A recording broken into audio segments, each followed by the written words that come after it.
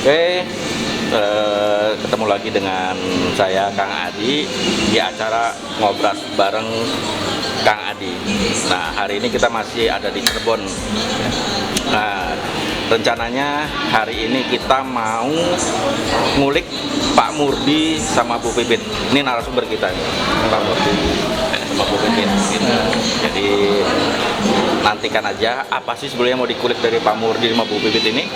Tunggu sampai tiba di lokasi. Kita makan dulu. Makan dulu. Ya. Nah, jamblang. Nasi jamblang ya? Nasi jamblang kita. Sip.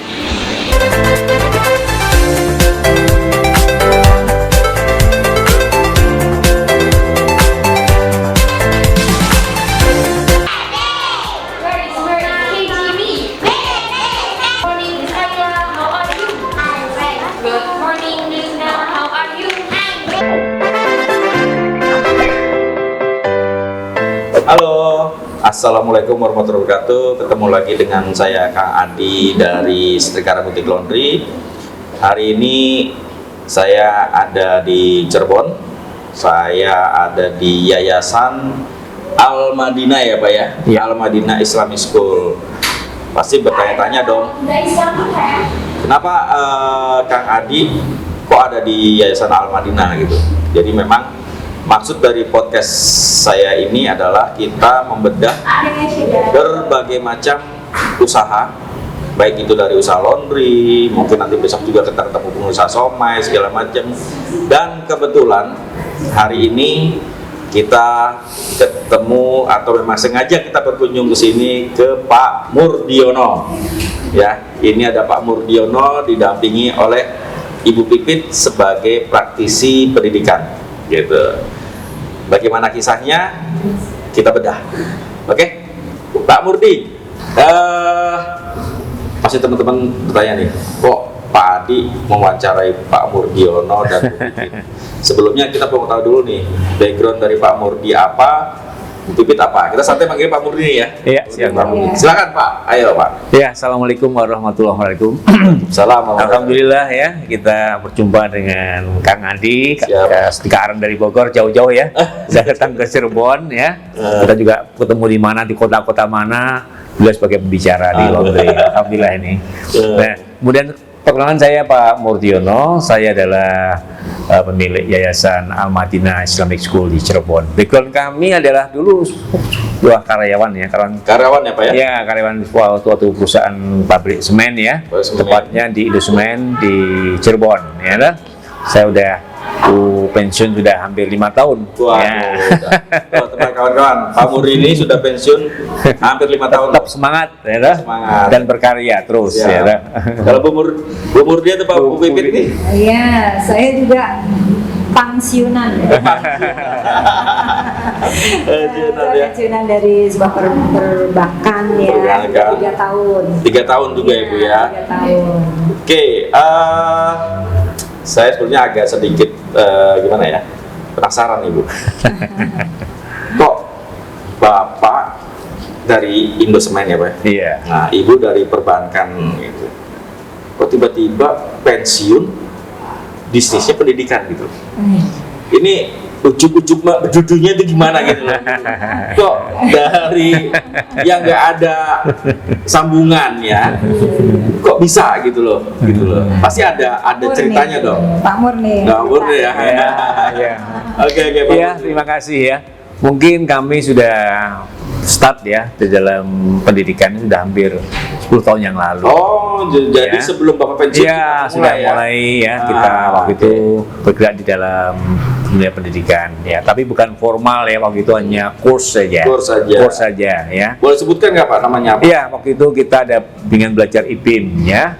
Dan alhamdulillah ya, peminat daripada masyarakat Kota Cirebon itu baik sekali ya, dari SD, SMP ya, terutama SD SMP itu ya, sampai sekarang udah banyak yang alumni kita udah banyak ke universitas yang ternama ya, di IPB, Undip ya, Fakultas Kedokteran, Teknik semuanya. Jadi kalau sini kalau ketemu kita, Mister, salaman. Apa dulu saya siswa IPIN, saya nggak tahu ya. Nggak tahu. Tapi disitulah ya, saya melihatnya bahwa dunia pendidikan itu embedded ya, menjiwai kita. Antara pendidik juga dengan si siswa itu ada hubungan yang nggak bisa dipisahkan. Walaupun dia ada di mana-mana dan dia sudah berada di mana-mana dan dia sudah menjadi apa-apa, itu ya sudah, itu suatu mendidik kita. Dari situ saya melihat bahwa perlunya kita membuat semacam tidak hanya kurs tapi sekolah formal. Nah, mungkin nanti Bu Wipit ini keberaniannya pada waktu kita pembukaan pertama kali ya menjadikan sekolah formal ini. Oke, jadi saya sih sekarang menangkapnya gini loh Pak. Bapak kan pensiun 5 tahun yang lalu nih. Iya. Ya. Sedangkan memulai bisnisnya sudah 10 tahun yang lalu. Jadi intinya Bapak sudah mempersiapkan bisnis ini jauh sebelum Bapak pensiun. Betul. Karena pasti udah ada targetnya dong. Iya. Bahwa nanti saya pensiun, saya tetap ada kegiatan. Iya. Jadi kayak mungkin nanti saya bisa kasih judul nih bahwa itu judulnya adalah pensiun yang produktif. Iya nggak Pak? Betul berkarya. Iya. Karena gini Pak, kebetulan saya kan sering dapat kunjungan dari banyak IO yang bergabung di saya, dan saya istilahnya banyak IO yang membawa pesertanya itu adalah dari masa persiapan pensiun. Ya. Gitu loh. Cuman kadang gini, kadang banyak dari yang dibawa itu mereka masih bingung. Iya, betul. Masih bingung 2 tahun lagi, mereka sudah 2 tahun lagi mau pensiun, tapi masih bingung mau ngapain, mau bikin apa gitu loh. Sedangkan Bapak nggak ikut itu kan, maksudnya nggak, mungkin perusahaannya belum menyiapkan masa persiapan pensiunnya tuh, tapi Bapak sendiri sudah kepikiran, kayaknya kita harus buka bisnis nih, atau buka usaha nih, yang mungkin pada backgroundnya nggak ada, atau mungkin ada latar belakang yang Bapak, kenapa Bapak memilih pendidikan untuk persiapan pensiun? Betul ya. Mungkin kalau latar belakang jelas ya, karena seorang ayah kami juga dulu jadi sebagai pendidik ya, guru ya, guru, kemudian ya, jadi saya tahu persis ya, seorang pendidik dari dulu kan perjuangannya benar-benar panggilan ya. Dari situ saya melihat bahwa inilah passion kami. Oh, jadi ada DNA. Iya, DNA yang kita turunkan ya. Ya, kalau saya jadi guru, tapi saya punya guru sekarang. Jadi tetap DNA itu Bapak bawa dalam darah, tapi bukan Bapak yang ngajar. Iya. Tapi Bapak bagaimana membuat suatu sekolah. Iya, betul. Dimulai aja dengan non formal tadi. Formal jadi formal. Emang cita-cita kita gitu ya. Jadi Bapak mulai dengan tadi bimbingan belajar dulu. Iya, bimbingan belajar. Bimbingan belajar itu berarti selama berapa lama tuh Pak?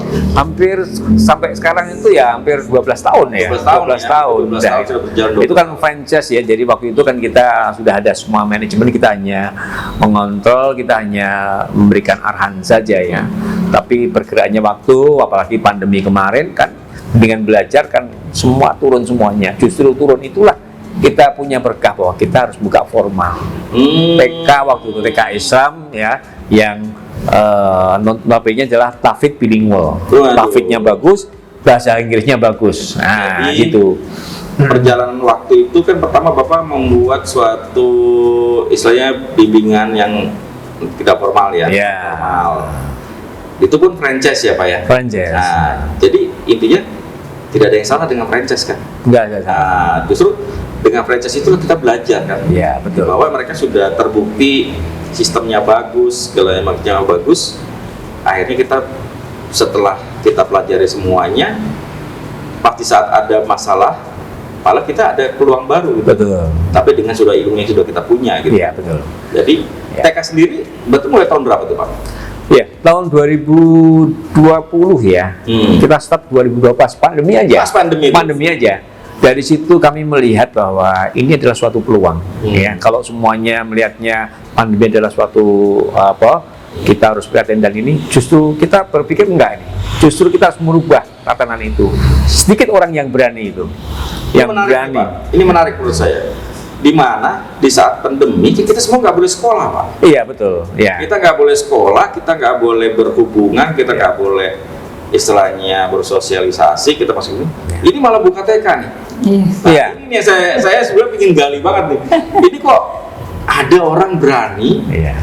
malah buka sekolah di saat dilarang gitu loh. Iya, betul. Gimana tuh Pak cerita Ya. itu? Jadi ternyata gini, pada saat kita pandemi itu kan udah nggak boleh kan sekolah itu. Tapi apa iya sih Kita sebagai ya terpanggil Pendidik, ya. dalam didik itu kita terus membiarkan kita diam diri. Kalau kita diam diri, siapa yang bisa memberikan semangat kepada anak-anak didik kita? Kasihan Kalau enggak anak dari ini, kita, anak-anak ya kan? kasihan gitu. Walaupun pemerintah juga harus membatasi gini-gini nih. Nah, kita lihat. Nah, kita sudah online. Online pun kita juga harus lihat negara-negara setengah kita. Oh, pakai hybrid class. Kita siapkan hybrid class yang bagus. Contohnya apa? Contohnya hybrid class kita pakai ya kamera di kelas, kita bagi-bagi 10 siswa, 5 masuk, 5 di rumah. Dia semua bisa berinteraksi yang di sekolah maupun di rumahnya. Luar biasa. Bergantian terus ini. Nah, dari situ kelihatan bahwa orang tua pun juga pengen anak didiknya, anak-anaknya juga tidak hanya berhenti Iya. di dalam rumah saja, tapi dia punya kegiatan yang sifatnya formal di situ, tapi dengan prokes yang ketat. Oke. Dari situ kita bergerak. Dari situlah kita dapat dukungan. Memang kadang-kadang ada yang pro dan kontra, tapi dari situ kalau kita memberikan yang terbaik, ya insya Allah semua berjalan dengan baik. Oke, Pak Murni, tadi kan bahasanya menarik nih. Buka TK justru di saat pandemi, di mana yang lain tutup gitu. Dan yang lagi menariknya lagi adalah gini, udah bukanya di saat pandemi, mahal lagi, ya kan? Mahal dan berebut gitu, orang untuk masuk ke sini. Kelebihannya apa itu Pak? Sehingga orang berebut ingin masuk sini. Ibu tahan dulu ya, karena ini belum ke Ibu nih. Ini Mr. Guest-nya soalnya. Biasanya Mr. Guest terakhir. Jadi sekarang Pak Muri dulu yang kita bahas nih. Ya, baik Kang Adi ya. Jadi memang pada saat pandemi itu perlu orang pemikiran yang spektakuler ya. Kalau hanya semuanya berdiam diri, mungkin kita semuanya tidak bisa melewati masa-masa itu dengan baik ya. Dan semuanya pada diam dan menunggu. Saat-saat itulah kelihatan kan kalau teori kita pada saat kita berada di posisi bawah Terendah. nah, apakah kita akan nyemplung? Nggak mungkin kan, kita harus naik bagaimana sekali. Nah itu yang kita harapkan, kita punya strong point gitu. Yang pertama adalah kita melihat bahwa segmentasi daripada dunia pendidikan, apalagi anak usia dini itu sangat dibutuhkan oleh orang tua. Ya apalagi dengan adanya orang tua juga online bekerja, anaknya nggak bisa. Ya, kalau anaknya tahu sendiri kan, kalau online tuh 1 jam di depan laptop ya itu kan mesti boring dia, boring kan. Nah makanya banyak ice breaking yang kita berikan, kemudian kita nanti digilir, ya gilir 5, besok libur, besok lagi gitu. Nah dari situ melihat ya suatu challenge ya, suatu tantangan bahwa kita bisa sih ya diberikan di dalam rumah ya.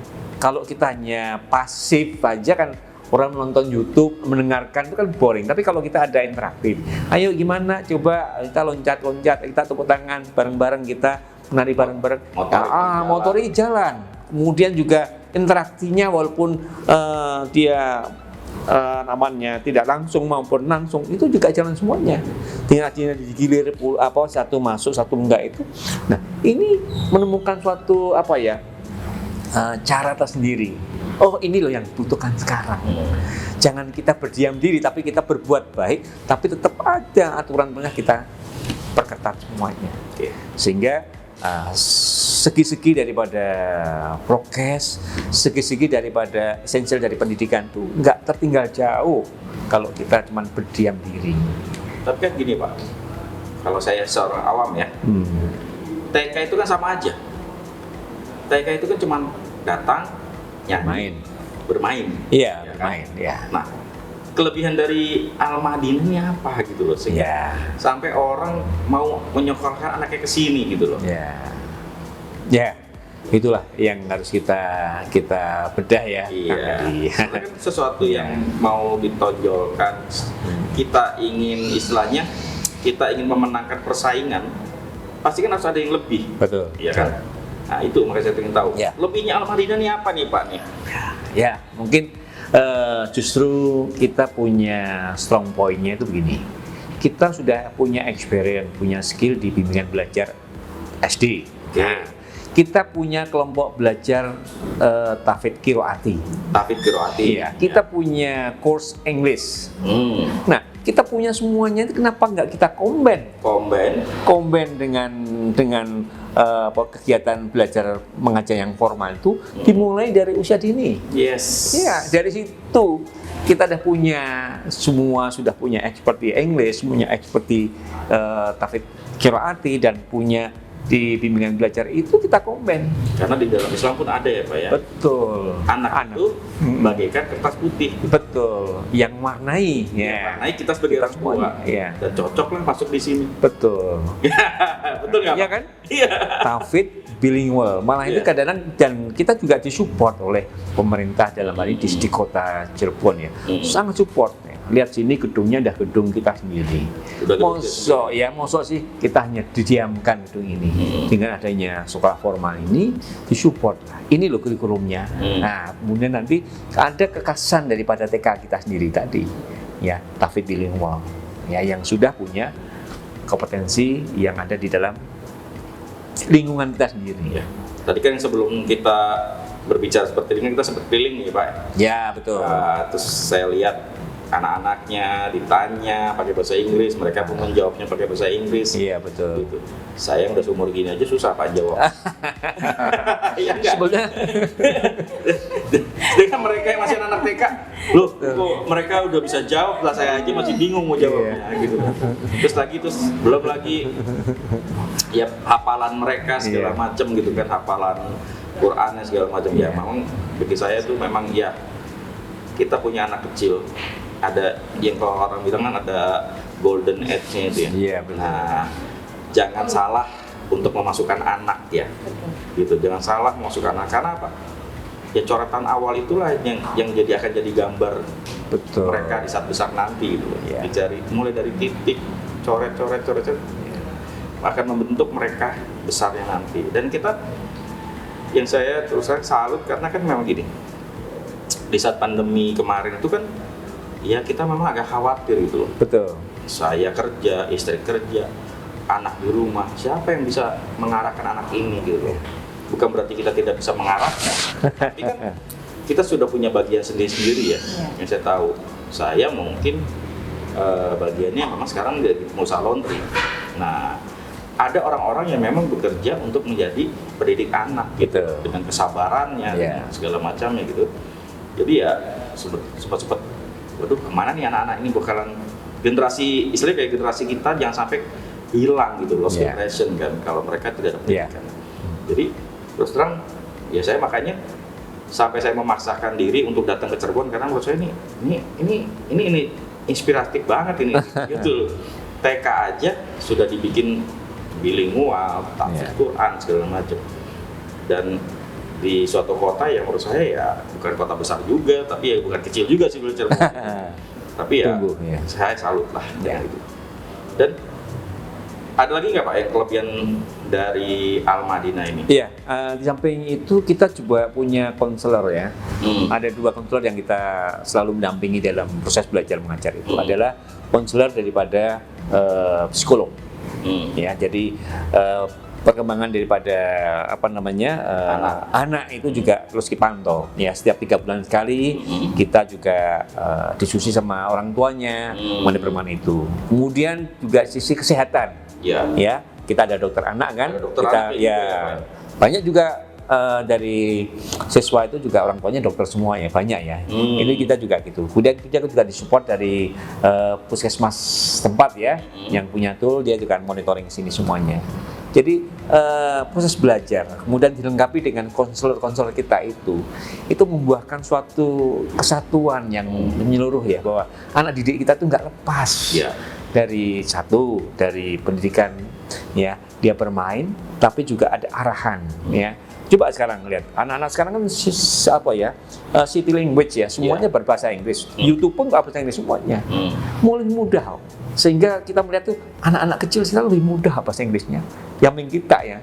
Nah, tapi dengan tool yang betul ya, kemudian dengan ngajinya, qiraatinya itu, hafalan juga cepat sekali ya. Ya, kita kan juga mentargetkan kalau bisa juz 30 juga bisa dihafalin ya. Ini alhamdulillah sudah semester ke tiga dari tiga ini ya yang sudah 50% sudah 60%, 70% yang sudah. Oke Pak, membangun TK itu kan nggak mudah ya Pak, apalagi ya walaupun kita ada pengalaman Bapak sempat franchise tadi bimbel terus tetap bahwa ini ada suatu hal yang beda gitu.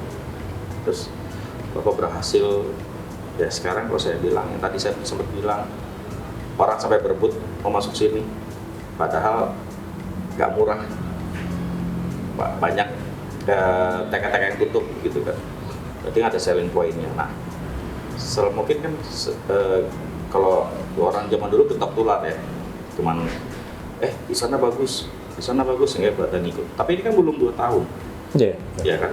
Nah untuk mencari menginformasikan lah istilahnya kepada yang lain atau di luar wilayah sini, pakai apa Pak?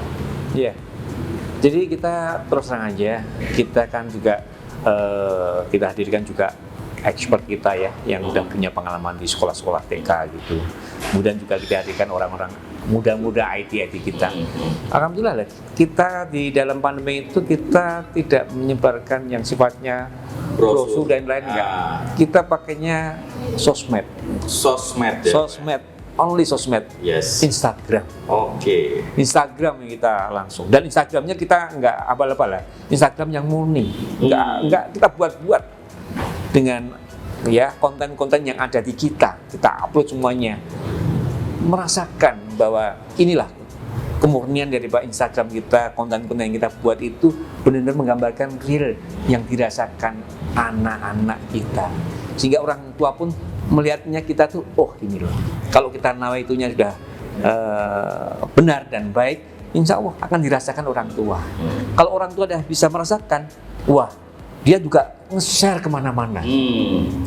Nge-share di Instagram atau di sosmed mereka masing-masing. Masing-masing, ya kan? Ya. Di story-nya juga langsung semuanya. Anak saya udah bisa baca ini loh, sudah bisa doa ini loh, sudah melakukan ini loh.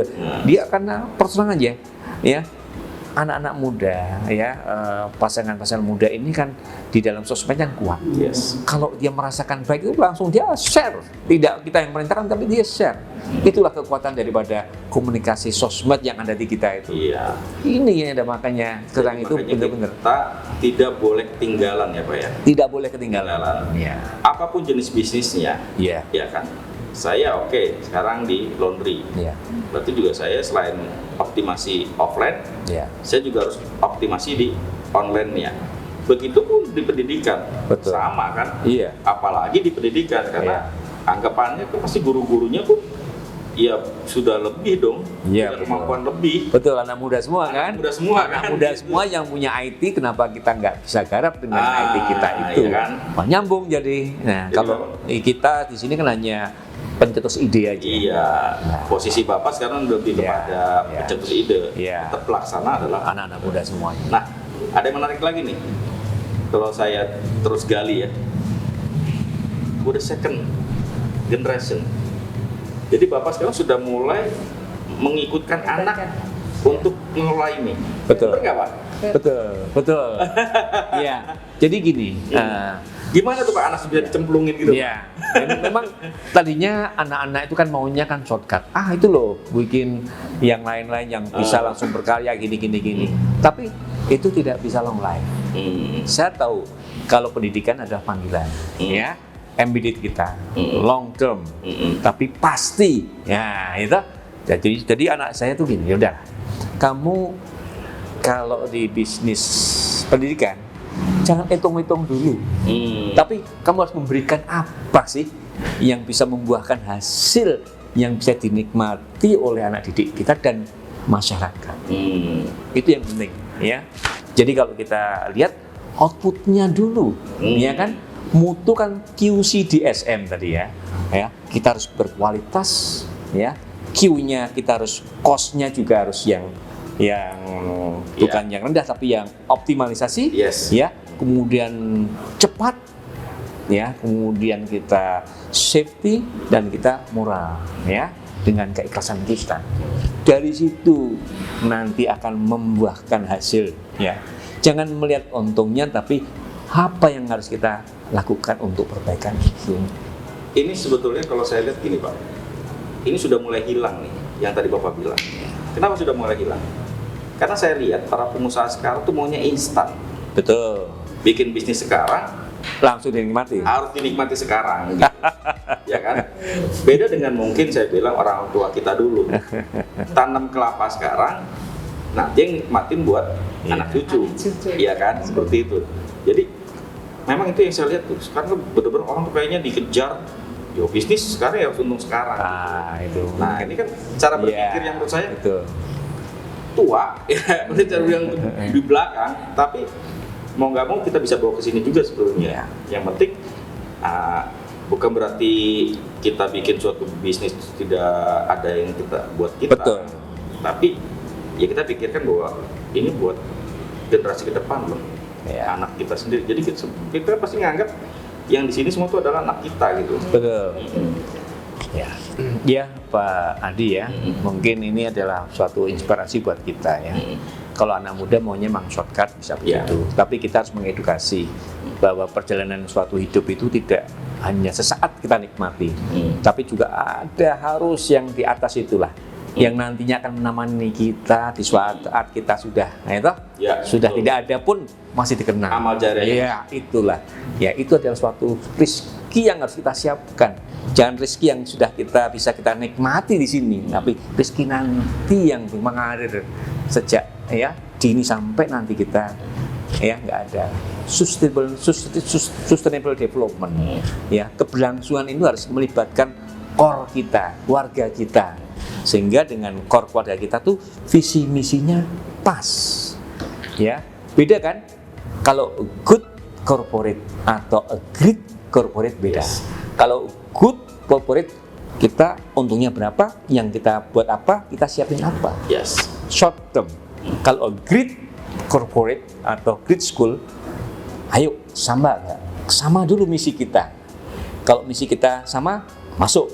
Kalau enggak sama, janganlah. Terus jangan dipaksakan. Sehingga yayasan itu berisi orang-orang yang punya visi misi yang sama. Sehingga anytime, any place, anywhere, semuanya berjalan dengan baik. Ya, saling mengisi. Super team pelaksana itu nggak digembar-gembar seperti apa sih? Seperti dia dimulai dari kesamaan visi misi tadi. Pak, nih saya udah lihat sosok Bapak lah, ya nggak? Sosok Pak Murdiono, ex dari Indosemen, terus berbisnis pendidikan. Saya yakin pasti di belakangnya ada orang kuat yang lain Pak, gitu loh. Iya kan? Yang mensupport, yang mungkin segala macamnya itu. Nah, saya kan melihat sini sosok Bu Pipitnya nih. Iya kan?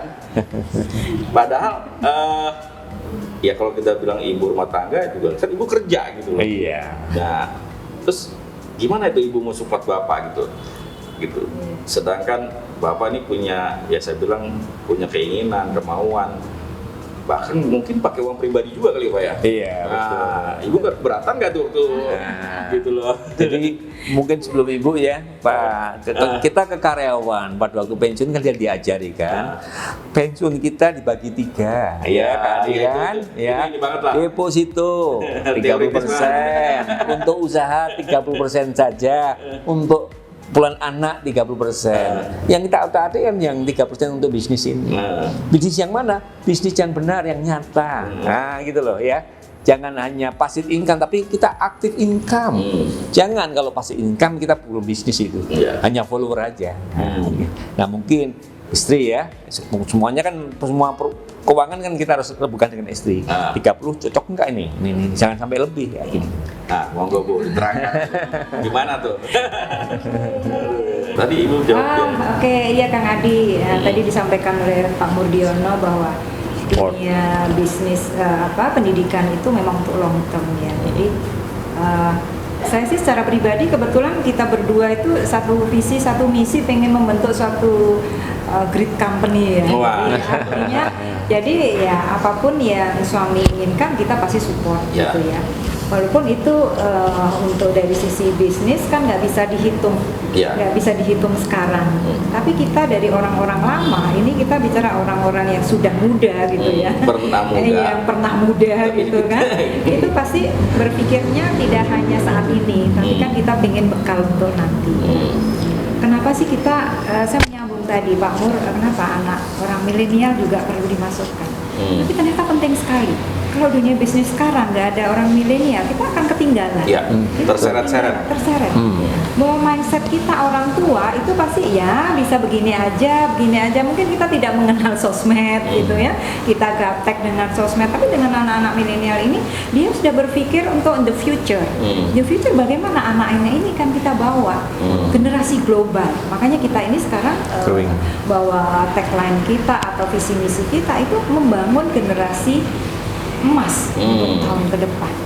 Generasi emas yang seperti apa? Yang global, yang anak-anak itu mengerti dunia luar, tapi tetap rohnya sebagai seorang muslim itu tetap ada. Nah, sekarang ini kan bisa dikatakan bahwa dunia gadget sangat mempengaruhi anak-anak. Mungkin anak-anak itu secara adab mungkin dirasa orang tua, orang-orang zaman dulu mungkin dengan eyang-eyang sama dengan kita. Anak sekarang itu mungkin nggak ada rasa sapa, nggak ada ini, mungkin beda karena semua orang tua lewat juga sibuk dengan gadget. Inilah yang membuat tertarik, gergetanlah kita untuk gimana caranya anak ini tetap kita bekali adab itu. Salah satunya itu. Jadi anak-anak milenial kita masukkan sehingga kita combine apa yang diinginkan anak-anak milenial itu dan apa yang menjadi visi misi dengan orang tua itu nyambung. Akhirnya ketemu. Jadi dunia-dunia saat ini milenial makanya pas, makanya dicari. Karena sekarang ini yang di dunia pendidikan orang ngaji tok, orang belajar ngaji tok, orang belajar bahasa Inggris pada larinya ke international school. Ada ruang nih yang kosong. Sebetulnya saya secara pribadi mungkin 15 tahun yang lalu itu yang saya cari. 15 tahun lalu saya pengen anak saya bisa bahasa Inggris, dunia luar dia bisa minimal komunikasi, tapi anak saya juga nggak ketinggalan agamanya. Di mana susah saya mencari waktu itu waktu masih kecil. Inilah sekarang baru terwujud. Akhirnya impian itu mudah-mudahan bisa memberikan solusi bagi orang tua yang ternyata memang orang-orang tua milenial sekarang butuh itu karena kesibukan tadi orang tua kerja dua-duanya, adanya eyangnya, mungkin eyangnya sudah nggak bisa ngikuti karena banyak bahasa Inggris yang ini sudah nggak ngikuti. Belum lagi kalau anaknya hiperaktif kita harus ngejar-ngejar ya. Repot itu. Akhirnya dari ruang itulah kita masuk. Jadi pas kebetulan yang dibutuhkan. Jadi kita tuh 3 in 1. Sekolah sambil ngaji, sambil kursus bahasa Inggris. Hanya bayar 1. Paket murah. Walaupun tidak murah juga sebenarnya. Komplit ya. Komplit. Ini yang dirasakan orang tua. Memang orang tua testimoninya gitu. Saya senang di sini karena saya sudah nggak bingung lagi, saya mesti harus cari TPQ, saya harus leskan kemana. Ya, satunya di mana. Iya, gitu. jadi terus saya juga sibuk. Akhirnya di sinilah, itulah yang akhirnya. Jadi mod-modnya sekarang IG by IG, gitu ya. Sekarang IG by IG. Jadi saya salutnya adalah Bapak Ibu walaupun anggaplah yang pernah muda. Tapi masih muda terus semangatnya.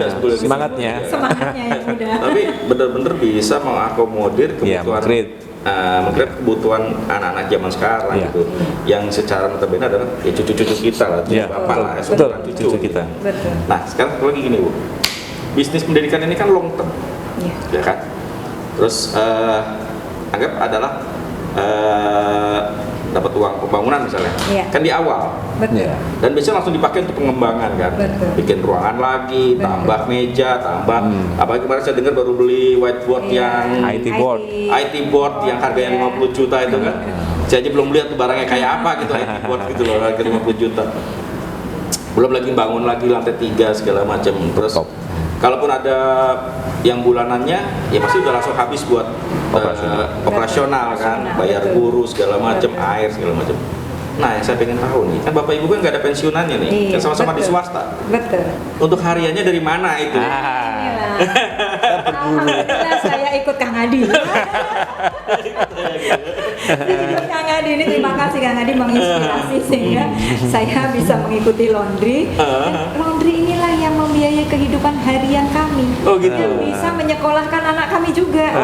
Alhamdulillah. Dari laundry. Dari Iya. laundry. Oke.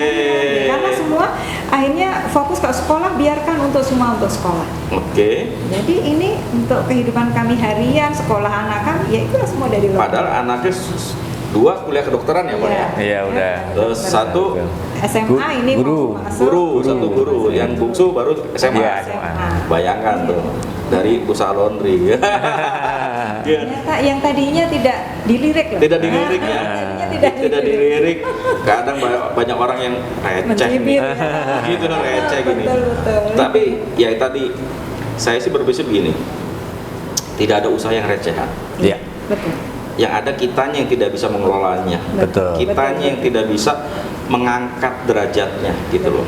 Jadi makanya saya miris sebenarnya bahwa kok laundry yang menurut saya itu kan pekerjaan kita membantu kesulitan orang. Betul. Ya kan, kita anggaplah kita membantu mereka karena mereka tidak sempat mencuci baju, mereka tidak punya asisten rumah tangga gitu. Tapi kok kadang kita kok diperlakukan bagaikan masyarakat kelas bawah gitu loh. Karena apa? Ya saya sih menilainya ya karena kitanya sendiri. Ya kan? Kitanya sendiri tidak bisa menempatkan minimal sejajar lah sama konsumen kita gitu loh. Jadi, nah ada yang menarik nih kawan-kawan. Waktu itu saya ketemu pertama sama Bu Pipit ya. Pipit gitu ya. Terus saya pas tahu laundrynya, ya sempet kaget juga gitu loh. Kenapa saya bilang kagetnya? Kok laundrynya gini ya Bu? Gitu loh. Gitu. Kok gini ya Bu? Padahal Ibu dulu kan seorang kepala cabang, Bapak juga seorang HRD lah ya, kepala HRD, head HRD di suatu perusahaan besar multinasional malah kan. Loh kok laundrynya kayak gini gitu loh. Bukan berarti saya bilang tadi merendahkan usaha laundry itu gitu loh. Tapi kenapa menurut saya gini, jomplang gitu. Dulu Bapak Ibu pas di posisi kerja, posisinya di atas. Giliran buka usaha laundry kok malah ke bawah.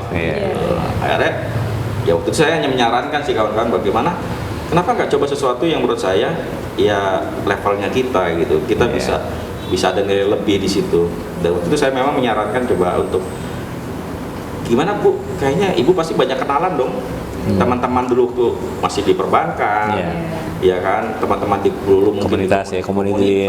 segala macam. Masa sih nggak ada tasnya, ya kan?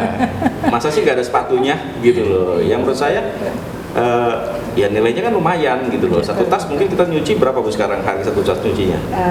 Di 200. 200, ya kan, 200.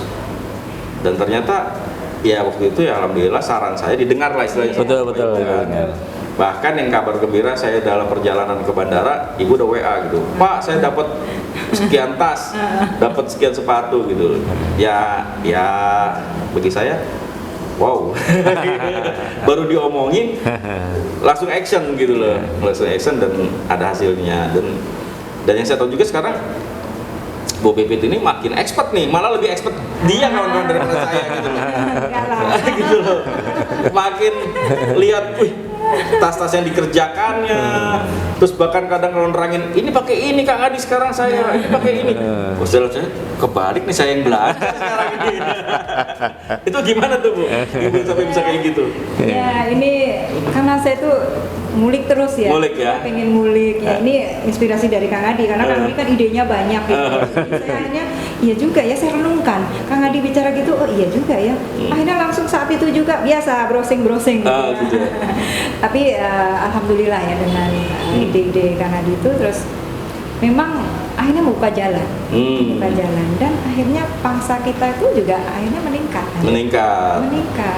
Sehingga kalau pangsa meningkat, otomatis kan pendapatan income-nya meningkat. Gitu. Nah ini yang memang akhirnya, jadi kami pun sekarang akan fokus di bisnis ini ya, Bexpa gitu Bexpa ya. ini ya. Passionnya di situ, memang lebih akhirnya jadi menikmati gitu kan. Oke, Pak Murdi, Bu Pipit, kita pembahasannya menarik banget nih menurut saya. Ya. Menarik karena apa? Pasti orang bertanya-tanya kan. Yang tadi saya bilang pertama, ngapain nih kok Pak Adi ngurusin pendidikan gitu loh? Kenapa kok narasumbernya pendidikan? Padahal mereka nggak tahu ada bisnis lain di belakang ini gitu. Oh, iya. Dan bisnis ini bisa sejalan gitu. Betul. Saling menutupi. Iya. Ya kan? Di sini kita beramal, Iya. terus istilahnya menanam segala macam di bisnis yang satunya. Tapi di bisnis yang satunya lagi, ya kita memenuhi kebutuhan kita sehari-hari. Ya. Ya kan? Berjalan gitu, berjalan. Dan yang pasti lagi adalah tidak ada kata terlambat untuk memulai. Betul. Betul nggak? Betul. Betul. Iya kan gitu loh.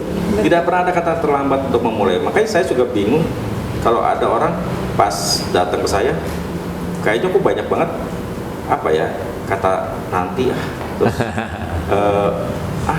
kayaknya gue nggak cocok gitu loh segala macem. Padahal kan kata cocok, kata kesempurnaan kan dijalanin gitu. Iya. Gitu. Nah ini yang saya mau sebelum kita closing ya atau apa ya testimoninya atau mungkin saran lah bagaimana juga ya Pak Murdi, Bu Pipit kan ya udah senior saya lah gitu. Jadi sarannya atau apanya supaya teman-teman saya ini yang masih takut memulai usaha, memulai bisnis ya setidaknya ada gambaran lah.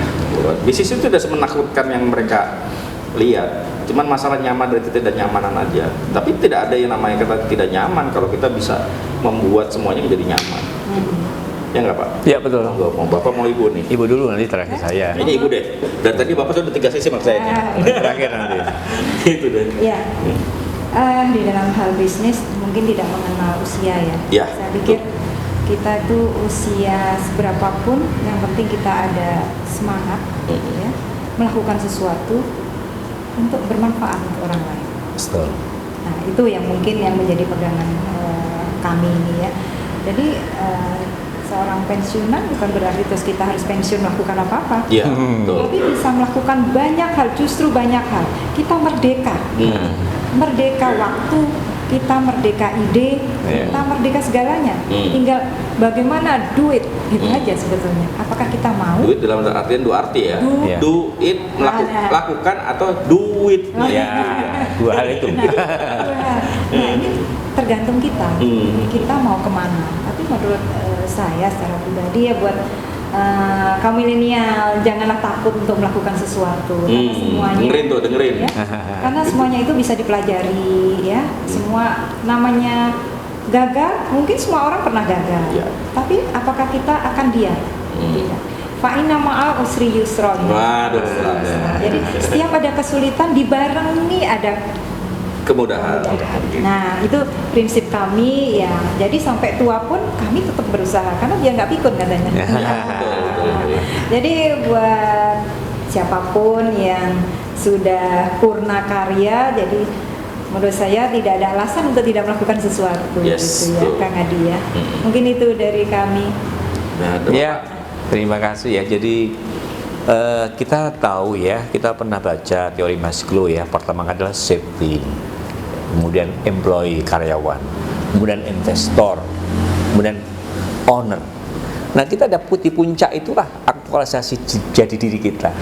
Kalau jadi diri kita berbuat tadi yang dikatakan kita punya manfaat kepada orang lain, itu yang kita terjemahkan, itu loh ending kita ya, itu loh buah karya daripada seorang pada saat kita masih diberi kesempatan hidup di dunia itu. Itulah puncak itu harus kita capai dengan apa ya tadi ya, bisnis yang long term disupport bisnis yang sifatnya ya untuk operasional keseharian kita ya.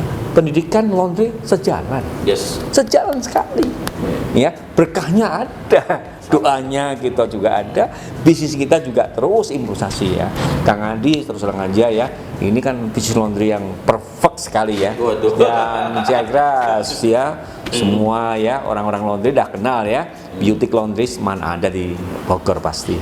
Nah, ide-ide dari Kang Adi inilah kita terjemahkan. Tapi Kang Adi juga gitu ya, jangan itu lagi, atasnya bisnis itu harus dibangun ya, sehingga nanti di dalam aktualisasi diri kita sebagai ownernya itu benar-benar itulah teman kita hidup nanti yang abadi menemani kita, ya itulah. Kalau kita bisa berbuat baik untuk, apalagi di pendidikan, ya kan, kertas putih kita sulap dengan kertas yang bermanfaat, dan itulah insya Allah itu mengalir semuanya, ya. Mudah-mudahan berkah Mas Amin. Andi dari sekarang sini, tim ini ya, semua kita berbagi ya, apalagi ini hari Jumat ya, kita semuanya bisa memberikan yang terbaik ya, dan juga bisa mengedukasi diri kita sendiri dan juga keluarga kita, juga tim daripada Al-Madinah Islamic School Cirebon ya. Semoga ya apa yang kita harapkan sharing ini bisa membuahkan hasil. Amin. Kepada orang-orang yang masih muda ini ya. Jangan tinggal diam, ayo contoh ya, ayo ya, yang udah pensiun aja masih driven ya toh. Walaupun udah pensiun tapi masih kelihatan muda, malah kayak seumur gitu. Iya, Instagramnya terus di ya upload semuanya. Oke teman-teman, saya kebetulan masih banyak yang bikin saya tanyakan nih. Kayaknya wah banyak banget, tapi kan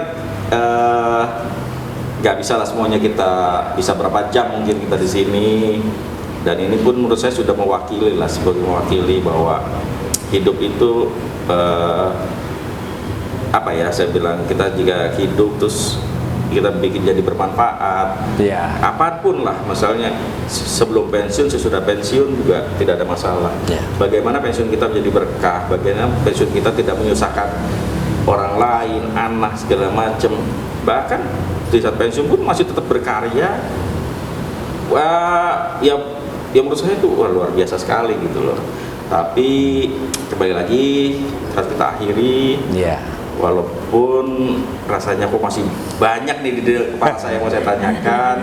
Terima kasih Pak Ya, Murdiono, terima kasih juga Bu Pipit. Terima kasih dari Kang Adi dari Setrika Areng Bogor ya, yang bisa ya kita bisa berbagi ya, sharing kepada teman-teman semuanya yang ada di kita semuanya. Mudah-mudahan menginspirasi Kang Adi. Oke, demi satu lagi nih sebelum kita tutup, demi kelangsungan acara ini dan nanti saya bisa berbagi lagi, bisa terus support. Saya minta supportnya dari teman-teman untuk like dan subscribe nanti channel kita ya. Jangan lupa ya Pak ya. Oh ya, kita gitu. Oke, kita tutup ngobrol santai dengan Kang Adi, dengan Pak Murdi dan Bu Pipit. Kita tutup dengan Waalaikumsalam warahmatullahi wabarakatuh. Waalaikumsalam warahmatullahi wabarakatuh.